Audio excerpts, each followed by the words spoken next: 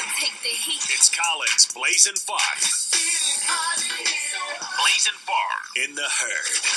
Eagles at Panthers. Okay, I love Carolina. I know it's 3.5. You could get 3 points. 3.5, I don't love it as much. For the sake of the show, we're taking a number that's 3.5. It's 3 at a lot of places. Carolina -3. Carolina's a better football team. Let me give you a number that I don't think a lot of people know. You do realize Carolina has won 11 of their last 12 games. The only game they lost, they were in last year in the playoffs against Seattle.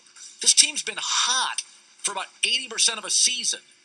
And Sam Bradford's a turnover machine. I know Philadelphia is winning, but he's got 9 picks this year, 3 in the end zone, and has 3 fumbles.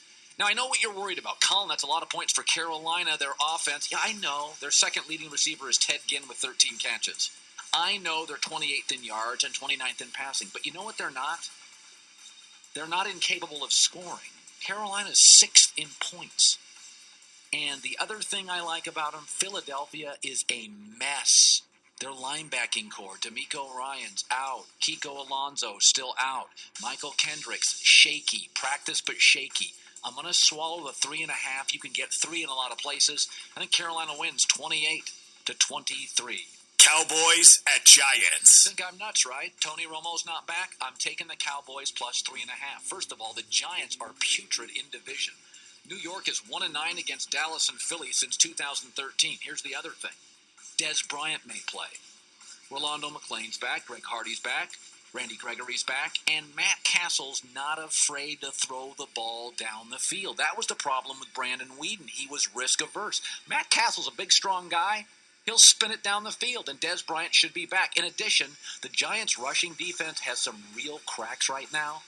And that's good for the Cowboys because now Joseph Randle, top 5 in the league, gaining yards after contact. Again, I get a Dallas team that's had 14 days to prepare, and I get a Giants team off of a short week on Monday night. I'm taking the points. I think it's a 31-30 game either way. Take the Cowboys and the points. Saints at Colts. Don't like to swallow 4.5 points. You know I like points, but Indianapolis is a touchdown or more better in this spot against the Saints. First of all, yeah, New Orleans has had extra prep time. It doesn't matter. Their personnel defensively is atrocious. The Colts are a tremendous home team. Last 30 games at home, 22 times they've covered the spread. Indy embarrassed after that New England gaffe. Teams in the NFL embarrassed generally play very well the following week. Here's what's just an absolutely unbelievable number. We know New Orleans has a terrible defense, but it's even worse on the road. At home, they give up 22 points. On the road, 32. That's a remarkable number. At home, they give up 350 yards. On the road, 460. And Indianapolis is one of the better home teams in the National Football League, and the Colts are taking better care of the football. Remember the first month they had 12 giveaways?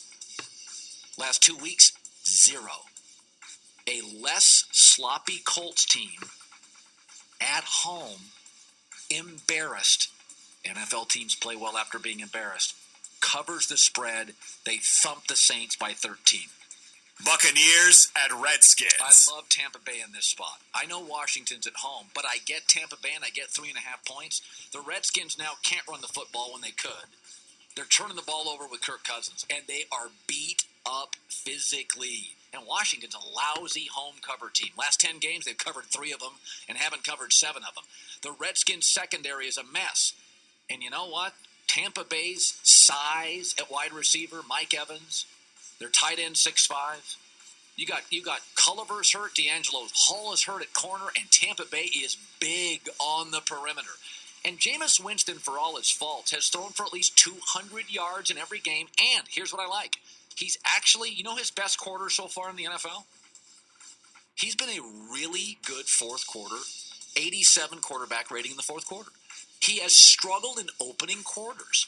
But when he gets his feet under him, when Tampa Bay runs the ball a little, Jameis Winston's throwing for over 200. Pretty good quarterback late in games. And the Buccaneers defense, top 5 in terms of yards allowed. So I get an elite defense against a quarterback that's turnover prone and limited, an injury prone team, and a team now that doesn't run the football with great conviction. I think Tampa Bay goes into Washington. Jameis Winston, I'm going to give him a win, 27-20. Jets at Patriots. I know everybody loves the Patriots, right? I'm taking the Jets +9. I'm sorry. It's not just that the Jets' defense is number 1 in total defense and number 1 in fewest points allowed. It's the fact that this offense has an identity. Chris Ivory is the most underrated offensive player right now in the league. And it should also be noted, it's a 1 o'clock start. Foxborough at night can be a gnarly place for a road team. 1 o'clock, Foxborough, I think the Jets, I'm taking 9 points. And the Jets currently lead their conference in rushing yards per game and rushing yards allowed per game. That's a rarity over the course of a full season. Almost never happens. That I get the most yards and I give up the fewest. You know, San Francisco had that, I think, for a year with Harbaugh, or very close to it. You're almost always a playoff team with that. And the other thing, if you go look at the history of Darrelle Revis and Antonio Cromartie at corner, they've done really well against Brady. Cromartie only allows a 51% completion rate on his side of the field against Brady, and Darrelle Revis a 50% completion rate. This will be kind of an ugly, low-scoring game. I think the Patriots will win, but I get the best rushing team, the best rushing defense, the best corners, the best defense, and Todd Bowles is a Bill Parcells disciple. They're on the phone. I got news for you. They're on the phone. And I think the Jets, I have them ranked as my third best team in the league. They're limited at quarterback, but they're not awful at quarterback. I think it's a 27-24 football game. Patriots win. I'll take the Jets and the 9 points. There you go.